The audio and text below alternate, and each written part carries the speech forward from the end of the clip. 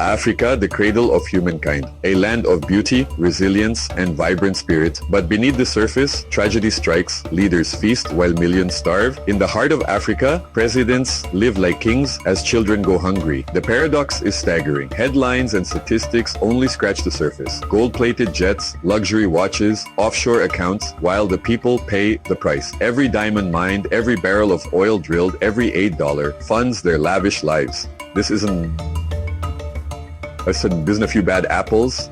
It's systemic rot. They rule like royalty while their people suffer. It's a daylight heist sanctioned by those in power. Today, we pull back the curtain, exposing Africa's billionaire tyrants, the kings of corruption. Like, share, and subscribe if you're tired of the lies.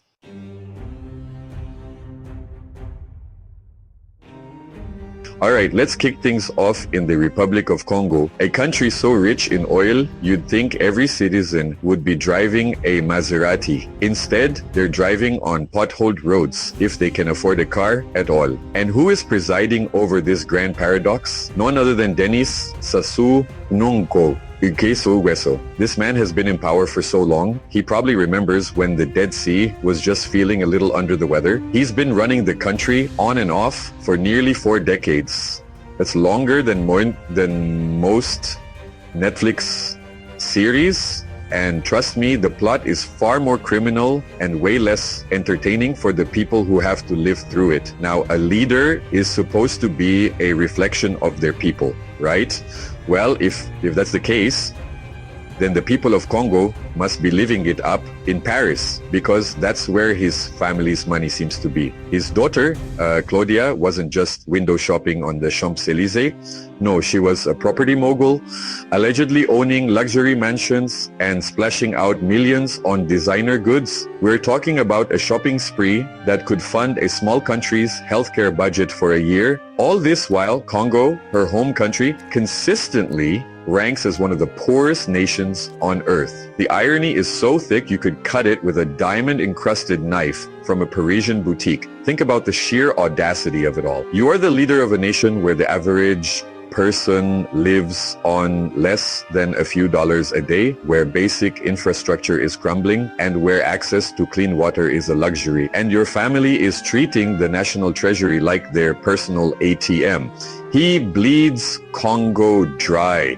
He siphons off the oil wealth that should be building schools, hospitals, and futures for the Congolese youth. It's a masterclass in kleptocracy, a textbook example of how to turn black gold into personal gold, leaving the country with nothing but the black. And the most insulting part, he still calls it leadership. He stands at podiums draped in the flag, talking about national development and patriotism. It's a performance worthy of an Oscar. He looks the world in the eye and sells a story of progress, while behind the scenes, the national bank account is being wired to offshore havens and European real estate agents. This isn't leadership, it's a long con, a 4-decade heist where the getaway car is a private jet paid for by the very people he's robbing.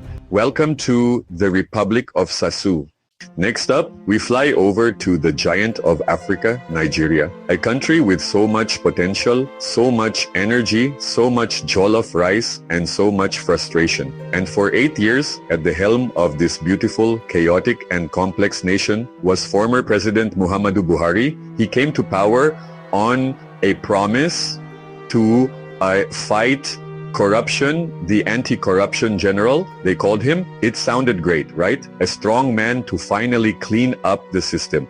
The only problem is, it seems the broom he promised to use was actually for sweeping problems under a very, very expensive rug. Under his watch, corruption didn't just survive, it thrived. It became an art form. We're talking about industrial-scale oil theft, where billions of dollars in crude oil just vanished, poof, gone, like a magician's trick, except instead of pulling a rabbit out of a hat, they pulled the country's biggest source of income out of the economy. And while the nation was literally queuing for days just to get fuel for their cars and generators, guess who wasn't waiting in line? That's right, the president and his officials were flying high in private jets, soaring above the very problems they were supposed to be solving. The optics couldn't be worse if they tried. It was a tale of two Nigerias, the Nigeria for the political elite with its, convoys, private jets, and access to foreign healthcare. And then there was the Nigeria for everyone else with its endless traffic, constant power cuts, and a sense of grinding despair. While Nigeria bleeds, the government seemed more interested in managing the narrative than solving the crisis. Remember the NSARS protests? A generation of young people crying out for change, for an end to police brutality, and the response was tragic. Buhari's government bought silence with state cash and intimidation, proving that maintaining power was more important than listening to the people. He oversaw an era where the nation's wealth was plundered, where insecurity became the norm, and where hope for many young Nigerians began to fade. He left office leaving behind a legacy of economic hardship and a deeply divided populace. The anti-corruption general ended up commanding an army of problems that left the country weaker than he found it. He promised change, but for many Nigerians, the only change they saw was in their pockets, and it was for the worse. He wasn't the solution. He was just another symptom of a long-standing illness.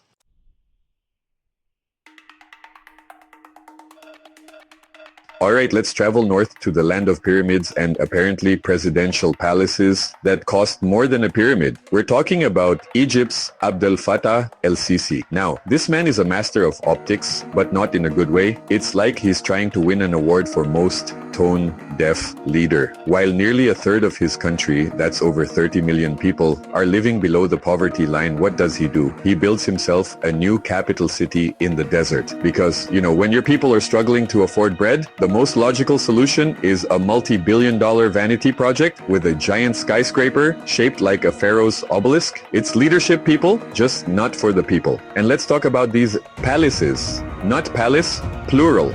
Palaces. While Egyptians are being told to tighten their belts to endure austerity, Sisi is building mega residences that make Versailles look like a starter home. One in his new capital, another on the Mediterranean coast. It's like he's collecting them on a monopoly board, but the money isn't fake, it's the taxpayers. He defends it by saying it's for Egypt, not for him. Oh, I see. So when he leaves office, he's just going to leave the keys under the mat for the next guy? It's the kind of logic that sounds good until you think about it for more than 2 seconds. He builds golden palaces while his people beg for bread. It's not just a saying, it's the national budget. The real genius of the operation, though, is how the military is involved in everything. You see, in Egypt, the military isn't just for defense. Oh no, that would be too simple. They're also in the business of making pasta, building bridges, and running petrol stations. They control a huge chunk of the economy, operating in a black box with no public oversight. So when the government needs a new palace or a fancy bridge, who gets the contract? Surprise! It's a military-owned company. It's a perfect closed loop of money flowing from the state through the military and into projects that solidify the regime's power. It's vertical integration for authoritarianism. They've turned the country into a corporation where the CEO is also the general. So you have this situation where the average Egyptian is facing soaring inflation and subsidy cuts, being told to sacrifice for the nation's future. Meanwhile, the president is building monuments to himself with their money, awarded to his friends in the army. It's a tale of two Egypts. One is for the 99% who are told to eat less and work more. The other is for the 1% who get to build new cities in the sand and live like modern-day pharaohs. He says he's building a new republic. But for many Egyptians, it looks a lot like the old kingdoms where the ruler had everything and the people who built the pyramids had nothing.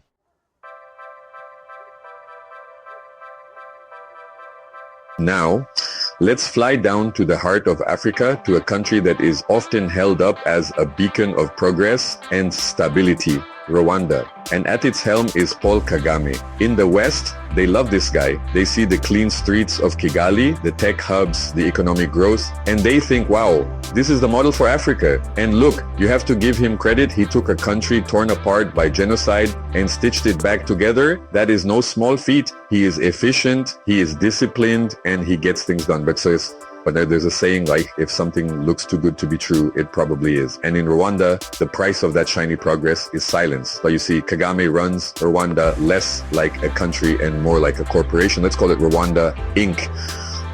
And he is the undisputed CEO. The ruling party, the RPF, has its hands in everything through its investment arm, Crystal Ventures. We're talking construction, agriculture, security, you name it. It's the ultimate, conglomerate. This blurs the line between the state and the party, between public funds and private profit. So when you see all that impressive development, you have to ask, who is really benefiting? Is it the Rwandan people, or is it the shareholders of Rwanda Inc.? It's a brilliant model if your goal is absolute control. He's a smart dictator, a silent tycoon. And what happens if you're a critic of the CEO? Well, in this corporation, you don't just get fired. Opposition voices have a funny way of disappearing, or ending up in prison, or meeting with unfortunate accidents, even when they're living abroad. Journalists learn very quickly what they can and cannot be worked on. The political space is so tightly controlled that elections are less of a competition and more of a coronation. Kagame regularly wins with over 98% of the vote. 98%. Come on, not even my mother likes me that much. It's the kind of result that makes you wonder if the ballot paper just had one box on it. So you have this paradox. A leader praised for his vision and his results, who has undeniably lifted millions out of poverty. But at the same time, a leader who has created a climate of fear where dissent is impossible. He's the darling of the international development community, who are perhaps so desperate for an African success story that they're willing to overlook the iron fist inside the velvet glove. He's built a nation that is stable, clean, and growing, but he's also built a cage, albeit a very pretty one. It's a reminder that development without freedom is just a more comfortable form of control.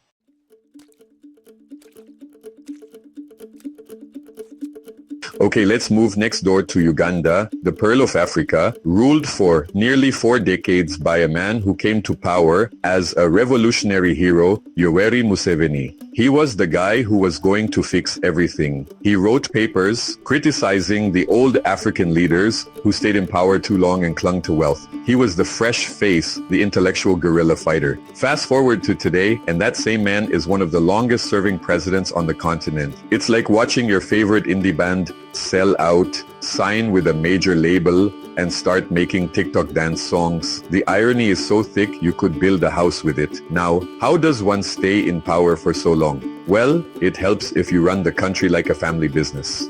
Key positions in government and the military, often filled by family members. Lucrative state contracts, guess who's first in line? His family's influence is everywhere, creating a system where loyalty to the president is the most valuable currency. While the country's healthcare system is literally falling apart, with stories of hospitals having no doctors, no medicine, not even gloves, the president decided the most pressing national need was a brand new, top-of-the-line presidential jet. The price tag, a cool $50 million. $50 million, while mothers are giving birth on the floor of a clinic. He calls himself a revolutionary. We call him a billionaire in boots. Think about that for a second. Imagine being a nurse in a rural Ugandan clinic trying to save a child's life with almost no resources, and you hear that your president just bought a flying palace. A palace with a conference room, a bedroom, and luxury suites, all cruising at 40,000 feet. It's not just a failure of priorities, it's a slap in the face to every single citizen who was promised a better future. It's a message that says, my comfort is more important than your survival. And this isn't a one-off. The presidential motorcade is so long, it causes traffic jams for hours. It's a rolling symbol of the disconnect between the ruler and the ruled. And so, the revolutionary who once warned against the dangers of power has become the very thing he fought against. The liberator has become the ruler. He changed the constitution to remove presidential term limits, then changed it again to remove the age limit. He's playing a game where he makes up the rules as he goes along. Meanwhile, a generation of young Ugandans has grown up knowing only one president in a country with massive youth unemployment and dwindling public services. The promise of the revolution has faded, replaced by the reality of a dynasty that puts its own prosperity above the nation's. The man in the cowboy hat and military fatigues is no longer a man of the people. He's the chairman of the board.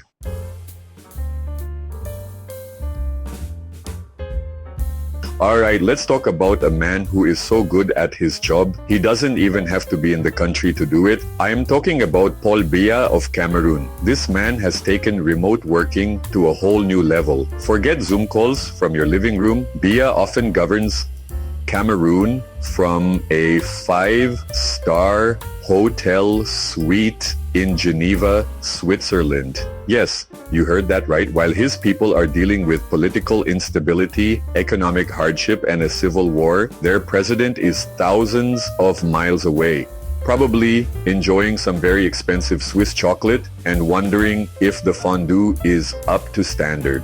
It's the ultimate long-distance relationship, except one partner is a whole country and the other just isn't that into you. Now, you might be thinking, Trevor, maybe he's just really efficient. Maybe he gets more done from a luxury hotel than from the presidential palace. And to that I say, really? The man has been in power since 1982? That's longer than the internet has been public. He's seen the rise and fall of the Soviet Union, the invention of the smartphone, and about 7 different Fast and Furious movies, all from the comfort of his presidential seat or his hotel suite. This isn't just a holiday, it's a lifestyle. He's been dubbed the absentee landlord of Cameroon, which is both hilarious and deeply, deeply tragic. He's got the presidential motorcade on speed dial in Yaoundé and the hotel concierge on speed dial in Geneva. And let's be clear, these trips are not cheap. We're not talking about an Airbnb. Reports have estimated his stays at the Intercontinental Hotel in Geneva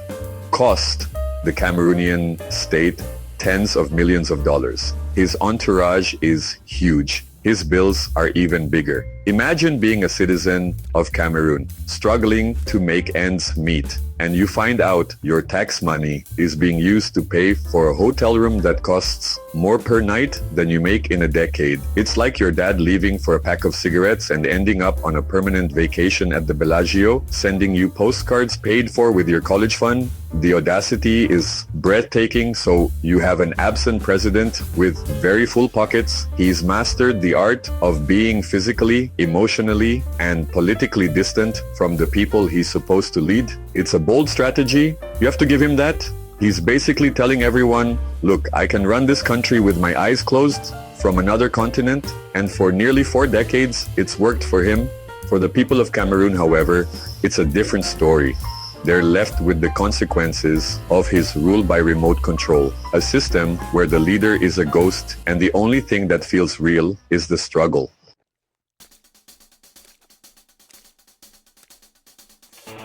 Now, let's head over to Togo, a country that has perfected the art of keeping it in the family. Meet Fore Gnassingbé. If his last name sounds familiar, it should. His father, Gnassingbé Eyadema, ruled Togo with an iron fist for 38 years. When he died in 2005, the military, in a move that screamed democracy, just went ahead and installed his son, Faure, as the new president. It wasn't an election, it was an inheritance, like a king passing down a crown, or in this case, a country. He's basically the CEO of Togo Inc., and the job came with the family name. It's the ultimate legacy admission. But instead of getting into Harvard, you get a whole nation. So what do you do when you inherit a country? Well, if you're Faure Nasingbe, you make sure the family business continues to thrive. He's been in power ever since, winning elections that opposition parties and international observers have repeatedly called, let's say, creatively counted. Under his watch, state contracts and key sectors of the economy have a funny way of ending up in the hands of people close to him and his family. It's a system built not on merit or transparency, but on loyalty and bloodlines. While a significant portion of the population lives in poverty, the ruling elite enjoys a life of immense wealth, all thanks to their control over the state's resources. Think about it. This isn't just about one man getting rich. It's about entrenching a system where power and wealth are treated as a birthright. They call it a republic. They hold elections. They have all the decorations of a democracy. But at its core, it operates like a monarchy. The people of Togo are expected to just accept that one family gets to control their destiny for generation after generation. It's like being stuck in a TV show that got renewed for a second season with the son of the original star, even though nobody liked the first season. You're just sitting there watching the same plot play out, hoping one day the network cancels it. And through it all, Faure Gnassingbé presents himself as a modern, legitimate leader. He travels, he meets with world leaders, he talks about development and progress. But back home, the story is different. It's a story of suppressed dissent, of economic opportunities hoarded by a select few, and of a democratic dream deferred indefinitely. He inherited power, he hoards the nation's wealth, and he has the nerve to stand in front of the world and call it democracy. It's a masterclass in political branding, selling a family dynasty as a popular choice. And for the people of Togo, it's a long, long wait for change.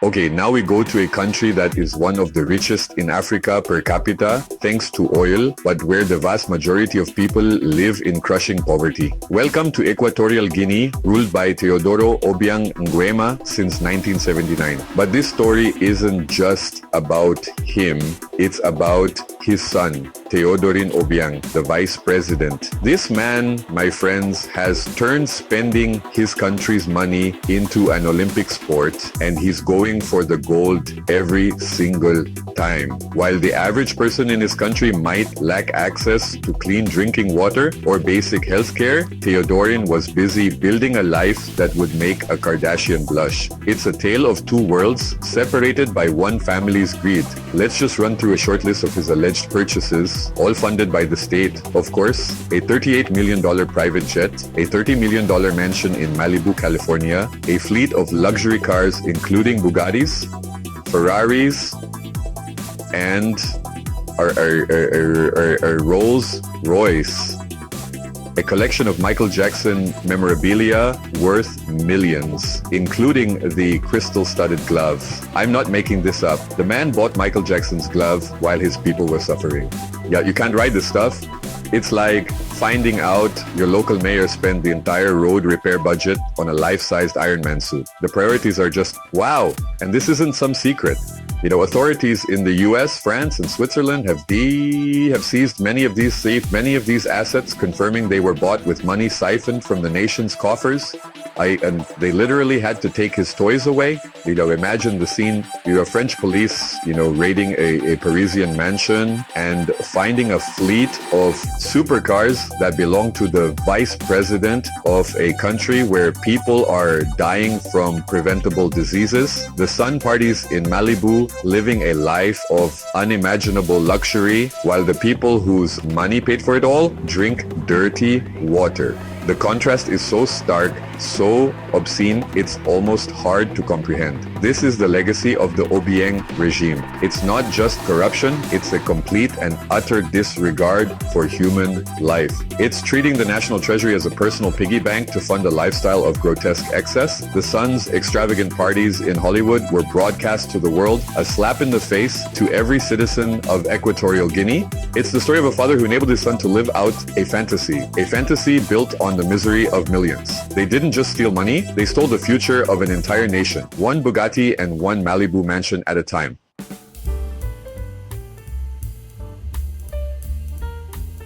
Alright, let's talk about Gabon. Land of lush rainforests, incredible wildlife, and for a very long time, the Bongo family business. Seriously, for over half a century, if you said Gabon, you might as well have just said Bongo. And at the head of this family firm, until recently, was Ali Bongo.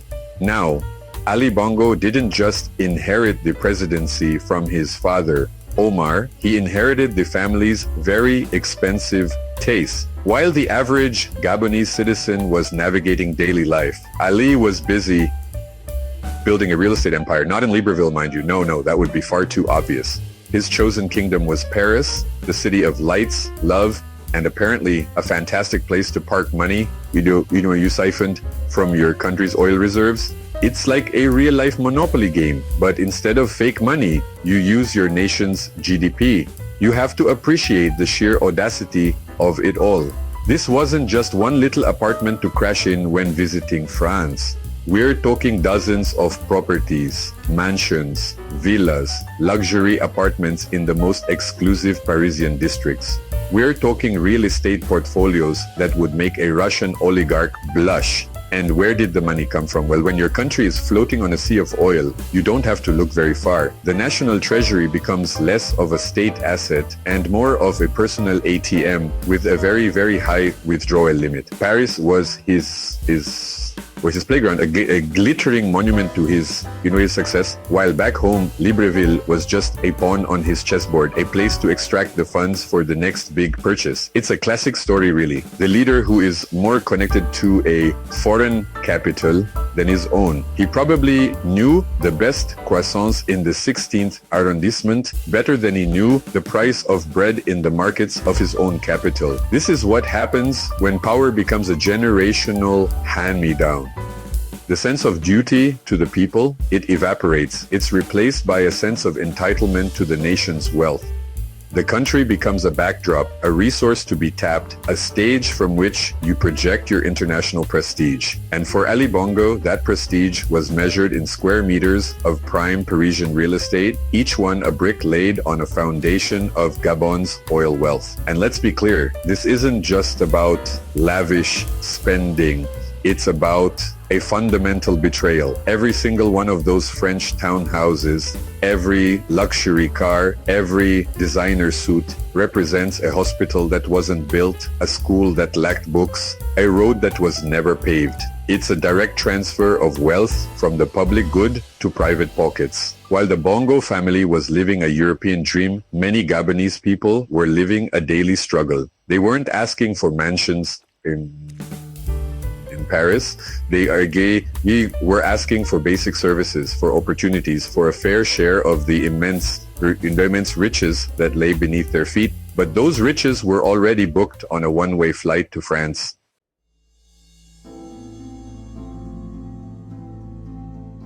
Ah, South Africa, my home, the Rainbow Nation, a place of immense hope, brutal history, and leaders who keep things interesting. And right now, we're talking about Cyril Ramaphosa, a man who was once a union leader, a key negotiator in the fight against apartheid, a man who stood beside Mandela. He was supposed to be the cleanup crew, the guy who would sweep away the corruption of the Zuma years. He came in with this promise of a new dawn. But it seems the new dawn looks a lot like the old dawn, just with better branding and a more sophisticated portfolio. Instead of state capture, we now have, we have a president with a very, very profitable buffalo business. You see, while millions of young South Africans are facing staggering unemployment rates, some of the highest in the world, our president is a bona fide tycoon. He's not just a politician, he's a businessman with a sprawling empire. We're talking luxury homes in the wealthiest suburbs, sprawling ranches, and a particular fondness for breeding Ankole cattle, those majestic beasts with the massive horns. And these aren't just any cattle, they're the supermodels of the livestock world, selling for millions. It's a strange look, isn't it? Being the president of a country with such deep inequality while you're personally involved in a business that caters exclusively to the ultra-rich. It's like being the fire chief while also owning the company that sells the most expensive fire extinguishers. And then came the scandal that put it all into perspective, Fala Fala, the farm where millions of dollars in cash were allegedly stolen from inside a sofa. A sofa. Forget offshore accounts, we've moved on to furniture banking. While the average South African is struggling to make ends meet, dealing with power cuts and rising food prices, the president apparently had enough foreign currency stuffed in his couch to buy a small town. The story itself is wild, but what it represents is even more telling. It's the disconnect. The people live in shacks, struggling for electricity and water, while the president lives in Sandhurst, one of Johannesburg's most exclusive suburbs, with a literal fortune hidden in his furniture. This is the tragedy of the modern South African story. The liberators have become the elite, the men who fought against an oppressive system have in many ways just taken over the top floor of that same system. The dream of economic freedom for all has been deferred, replaced by the reality of corporate deals and personal enrichment for a select few. The promise was a better life for all, but what has been delivered is a phenomenally better life for some. And as the president oversees a nation grappling with its future, his own personal wealth and business dealings cast a long, uncomfortable shadow over his leadership. The new dawn feels less like a sunrise and more like the golden glow from a very, very expensive lamp.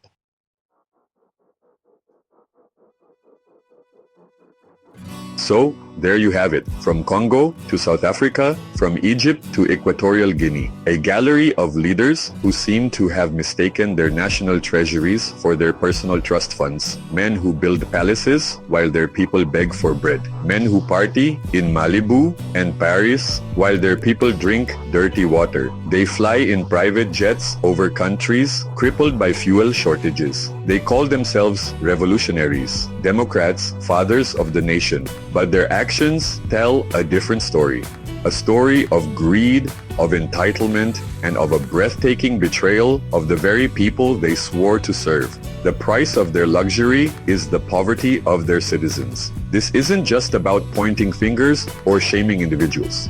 It's about recognizing a pattern where the immense wealth of a continent, its oil, its diamonds, its minerals, its human potential, is siphoned off by a tiny elite, leaving scraps for the millions.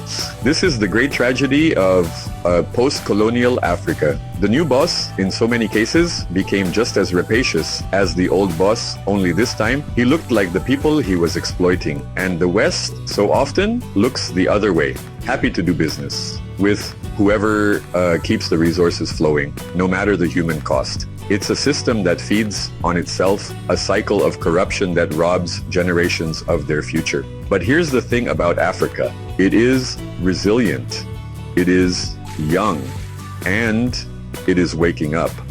The people are tired of the excuses. They are tired of seeing their wealth paraded on the streets of Geneva and Beverly Hills.